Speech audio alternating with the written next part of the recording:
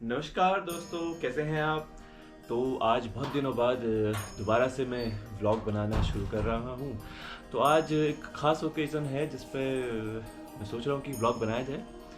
हमारे कलीग हैं जोशी जी, उनके बच्चे का उन्नयन संस्कार, जिसे जनेऊ भी कहते हैं हमारे भाषा में, तो वो है। तो आज चलते हैं उधर, देखते हैं क्या क्या होता है। कोशिश करूंगा मैं कि जनेऊ कैसे होता है, क्या होता है, उसको डिस्क्राइब करने की। तो चलते हैं उधर, थोड़ी देर में पहुँचते हैं और आपको दिखाते हैं कि क्या क्या प्रोग्राम होते हैं, क्या क्या होता है। चलें। पहुंच गए हम जोशी जी के घर और यहाँ पर वेदी तैयार हो रही है। पंडित जी अपने काम में लगे हुए हैं। दिव्यांश, जिसका आज उन्नयन संस्कार होना है, अभी मिलाते हैं आपसे। और ये रहे दिव्यांश, इनका आज क्या है? बचपन। जनेऊ। हाँ, बचपन कहते हैं। कितने साल के हो गए आप? मैं 13 साल का। 13 ईयर्स। अच्छा, कौन सी क्लास में हो गए? मैं 8th में। 8th में। तो कैसा लग रहा है आपको? आपके सारे बाल गायब हो जाएंगे अभी थोड़ी देर में। हाँ। कैसा लग रहा है? मज़ा आएगा? हाँ।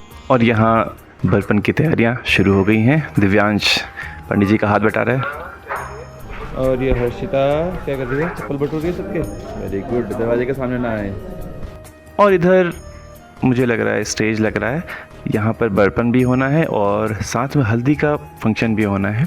तो उसके लिए स्टेज सजा रहे थे जोशी जी और परिवार, लगे हुए थे स्टेज सजाने में। पंडित जी हवन की वेदी को सजाने में लगे हुए हैं ताकि वो बहुत सुंदर लगे।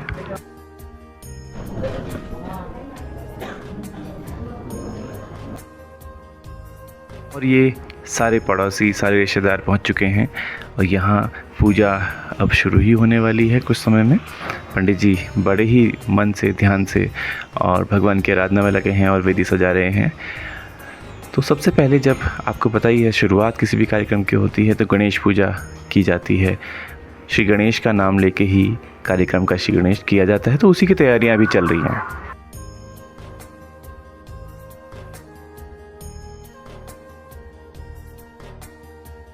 उपनयन संस्कार हिंदू धर्म के 16 संस्कारों में 10वां संस्कार है। इसे यज्ञोपवीत या जनेऊ संस्कार भी कहते हैं। यह संस्कार गुरु के पास जाकर विद्या ग्रहण करने का प्रतीक है। इधर पंडित जी अब अग्निकुंड यानी कि हवन कुंड की तैयारियां शुरू कर रहे हैं और हवन कुंड उन्होंने बहुत ही सुंदर बनाया है। बहुत अच्छी इन्होंने इसमें कलाकृति की है। इससे बल, ऊर्जा और तेज की प्राप्ति होती है। इस संस्कार में पिता अपने बच्चों को गुरु के पास ले जाते हैं। शिष्य को गायत्री मंत्र की दीक्षा दी जाती है और यज्ञोपवीत, जिसे हम जनेऊ भी कहते हैं, धारण करवाया जाता है। उपनयन का अर्थ सरल शब्दों में देखा जाए तो ज्ञान की प्राप्ति है। वहीं यज्ञोपवीत का मतलब है यज्ञ यानी हवन करने का अधिकार मिल जाना। ऐसा माना जाता है कि जनेऊ धारण करने से पहले के जन्मों के पाप नष्ट हो जाते हैं। उपनयन संस्कार के लिए कुछ मुहूर्त होते हैं। जैसे हम विवाह के लिए मुहूर्त देखते हैं, उसी प्रकार मुंडन संस्कार भी कराया जाता है। अक्षय तृतीया और बसंत पंचमी इसके लिए बड़े पर्व माने जाते हैं। इन पर्वों पर ही ये कार्यक्रम किए जाते हैं। तो अब शुरू हो गई है पूजा।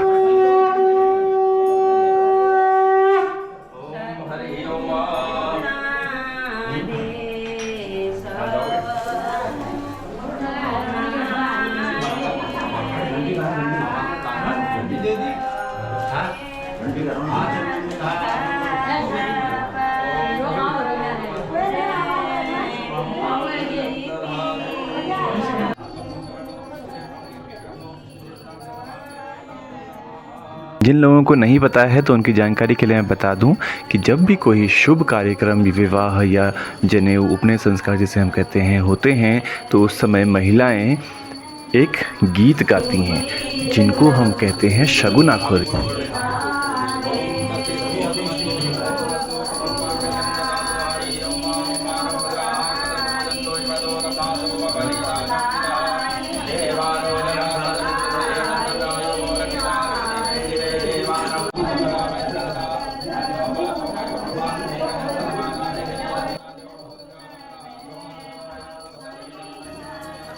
उपनयन संस्कार के बाद बच्चों को वेदों के अध्ययन और गायत्री जाप करने का अधिकार मिल जाता है। ऐसी मान्यता है कि इस संस्कार से बच्चों में अत्यधिक भाव जागृत होते हैं। यज्ञोपवीत करने से बच्चों में अनुशासन पैदा होता है।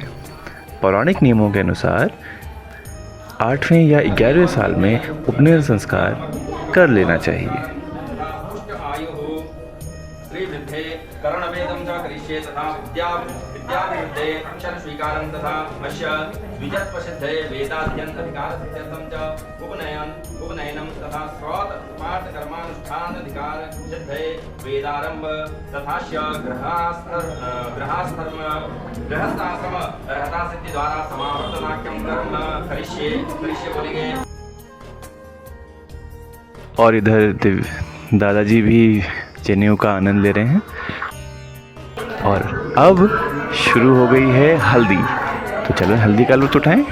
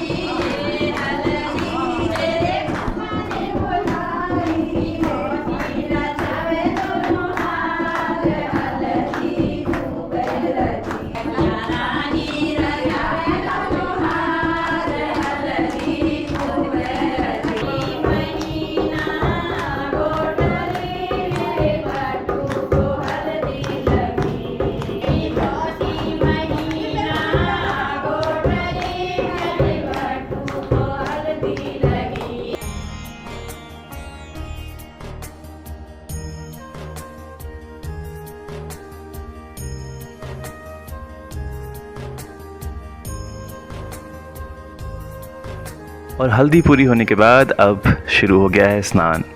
बटुक को जो हल्दी लगी है अब उसको नहला के साफ़ किया जाएगा। ये एक रिवाज है हमारे पहाड़ों में कि जब भी कोई जनेऊ या संस्कार होता है तो स्वाल यानी कि पूरियाँ बनती हैं। और ये हल्दी लग के बिल्कुल पीले हो गए हैं, हाँ। है भाई? नहा लिया? हाँ अच्छा कोई बात नहीं, अब बालों की तैयारी है। हाँ।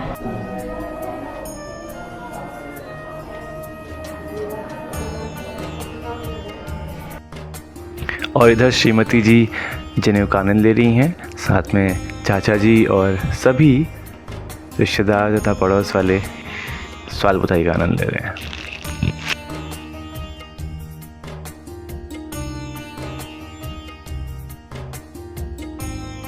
परिवारस्य सकुटुम्बस्य मातुः श्रीमती हीरादेव्याः सहित मीन राशि दिव्यांश नाम्नी पुत्रस्य हर्षिता नाम्नी बालिकायाः अहं कहेंगे सपरिवारस्य सकुटुम्बस्य जजमानस्य आत्मनः मम कहेंगे मम आत्मनः श्रुति स्मृति पुराणोक्त फल प्राप्त्यर्थं कायिक वाचिक मानसिक सांसारिक चतुर्विध पातक दुरित क्षयार्थ धर्म अर्थ काम मोक्ष चतुर्विध पुरुषार्थ प्राप्त्यर्थं श्री परमेश्वर प्रीत्यर्थं।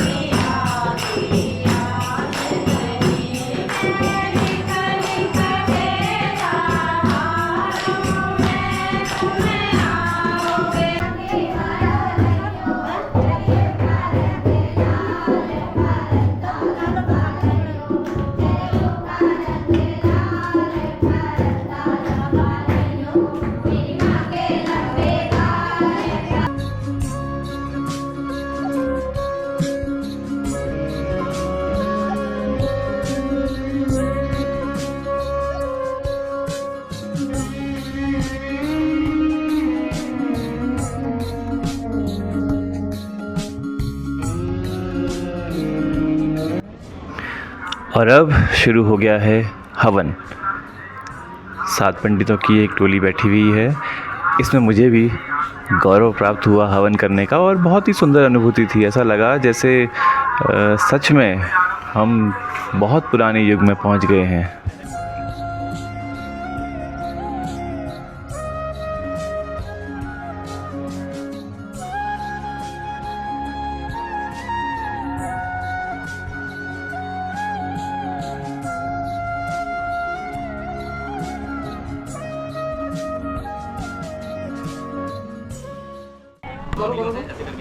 ये देख लेना। सूर्य भगवान का ध्यान करते हुए ओम कृष्णेन्द्र सावर्तमानो दिवेशेन्द्रमृतं मर्त्यं च हिरण्येन सवितार्थेन देवो जाति भुवनानि पश्यन् स्वाहा। ओम कृष्णेन्द्र सावर्तमानो दिवेशेन्द्रमृतं मर्त्यं च हिरण्येन सवितार्थेन देवो जाति भुवनानि पश्यन् स्वाहा। ओम कृष्णेन्द्र सावर्तमानो दिवेशेन्द्रमृतं मर्त्यं च हिरण्येन सवितार्थेन देवो जाति भुवनानि पश्यन् स्वाहा। कृष्णेन्द्र सावर्तमानो दिवेशेन्द्रमृतं मर्त्यं च हिरण्येन सवितार्थेन देवो जाति भुवनानि पश्यन् स्वाहा। कृष्णेन्द्र सावर्तमानो दिवेशेन्द्रमृतं मर्त्यं च हिरण्येन सवितार्थेन देवो जाति भुवनानि पश्यन् स्वाहा। कृष्णेन्द्र सावर्तमानो दिवेशेन्द्रमृतं च हिरण्येन सवितार्थेन देवो जाति भुवनानि पश्यन् स्वाहा। कृष्णेन्द्र सावर्तमानो दिवेशेन्द्रमृतं च हिरण्येन सवितार्थेन देवो जाति भुवनानि पश्यन् स्वाहा। बात नहीं ले जाना इदं न मम ओम कृष्णेन्द्र सावर्तमानो दिवेशेन्द्रमृतं मर्त्यं च हिरण्येन सवितार्थेन देवो जाति भुवनानि पश्यन् स्वाहा। कृष्णेन्द्र सावर्तमानो दिवेशेन्द्रमृतं मर्त्यं च हिरण्येन सवितार्थेन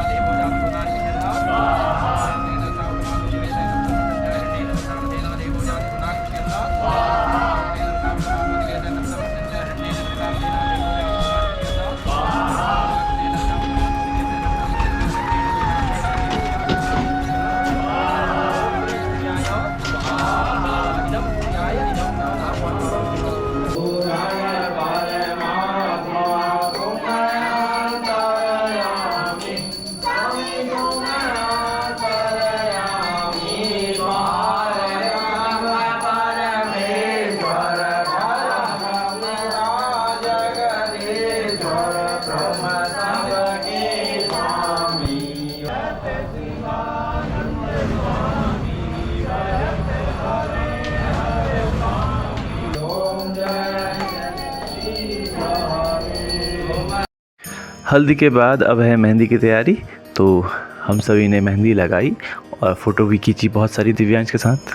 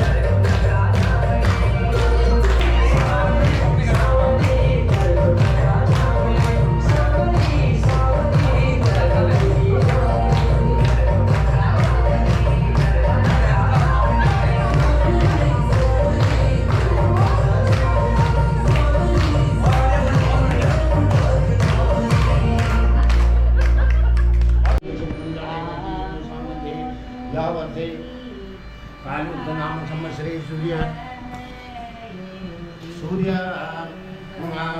सूर्योत्तरायणे वसंत ऋतः मासानां दिनाङ्के चैत्रमासे चैत्र शुक्लपक्षे द्वादश्यां तिथः भारद्वाजगोत्रस्य मेषराशौ आनन्दशर्मणः अहं गये सपतिकस्य वृश्चिकराशि भारतस्य मीनराशि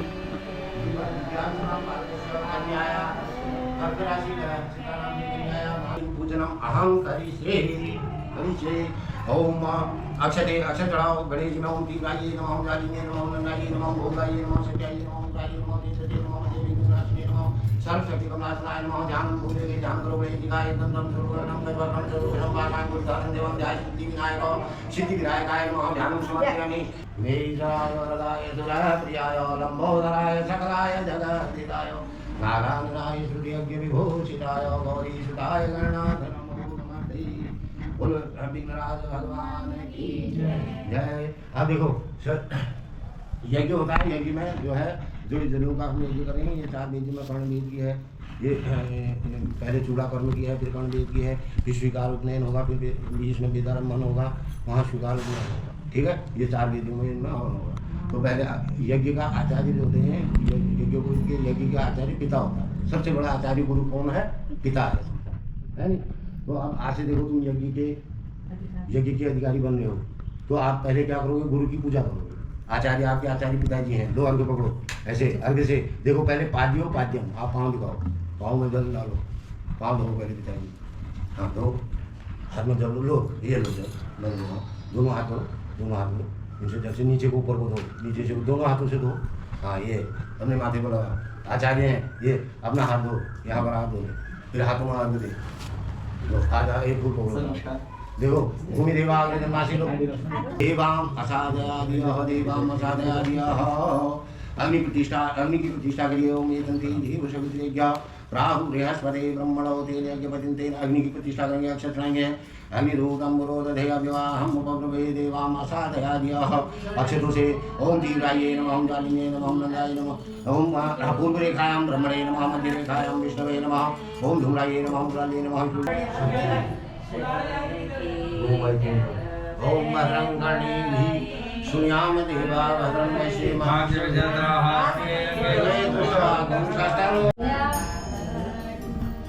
अरे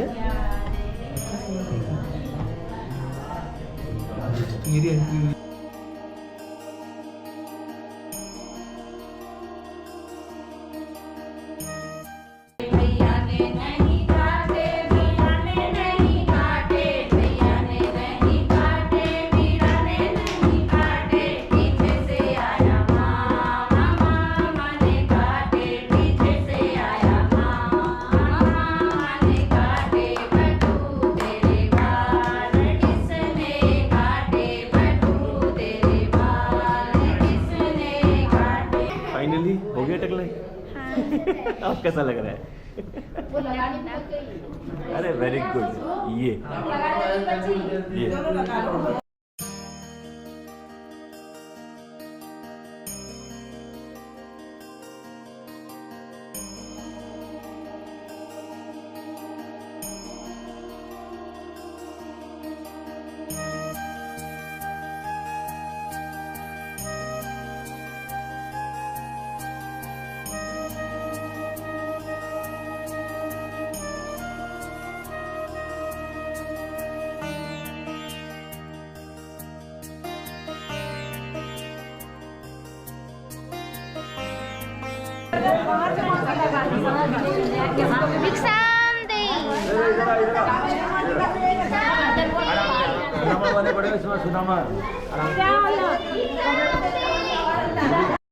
तो दोस्तों अपने संस्कार पूरा हो चुका है और हमने इस बीच बहुत सारी मस्ती की, बहुत सारा नाच भी किया, बहुत सारे एक्टिविटीज़ भी की, तो बहुत सारी चीज़ें हुई, बहुत कुछ आनंद की अनुभूति हुई एक अंदर से और बहुत एक अच्छे क्षण बीते।